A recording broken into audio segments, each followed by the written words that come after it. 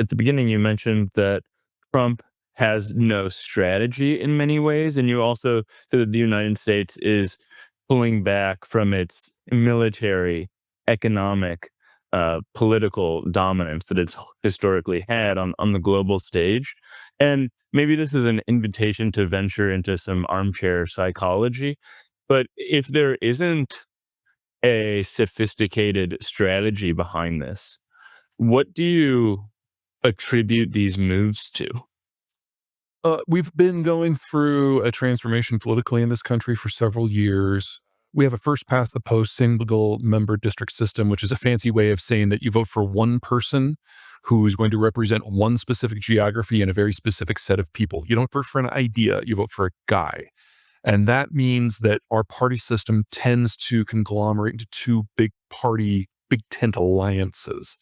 But within those tents, the factions that make up the parties rise and fall based on changes in demographics and technology and trade.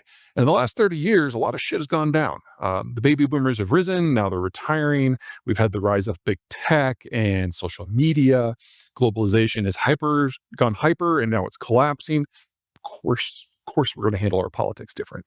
And we're now at a moment, we go through these like once every generation or two, where the factions no longer cohere under those tents, and the tents fall and the factions move around. Some jump sides. We're going through that right now. So the factions that are in play at the moment that used to be firmly aligned with the party, people under 30, the military, fiscal conservatives, law and order conservatives, unions, Hispanics. That is more than enough to scramble everything that we understand. And in moments like these, when the parties are functionally offline, if you have a single charismatic leader, all power goes to him. And so that's where we are. Trump is kind of unique in that in the time he spent out of power, he didn't try to build a political alliance. He destroyed the Republican Party and removed everyone from the institution with any policy knowledge so that no one could ever tell him that he wasn't perhaps the smartest person in the room in each and every topic. And so he came into his second term with the smallest cadre of any American president ever, and he doesn't even have enough allies to staff out the senior staff of the government so that it can function. And in that sort of environment, what he says goes, and everyone else just says, yes, sir. And in the meantime, Congress is a complete mess because the parties no longer function.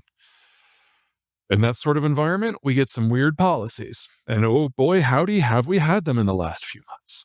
While it's on my mind, are you able to disclose what the book you're working on right now is about? Yeah, I can. I'm almost done, actually. I mean, seriously, 6 weeks. It's been fast. It's going to be a fiction book.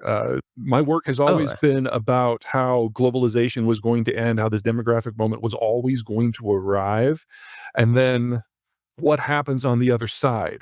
So all my work to this point has been explaining how we got to where we are, how the breakdown is inevitable, and then on the other side of the breakdown, what happens.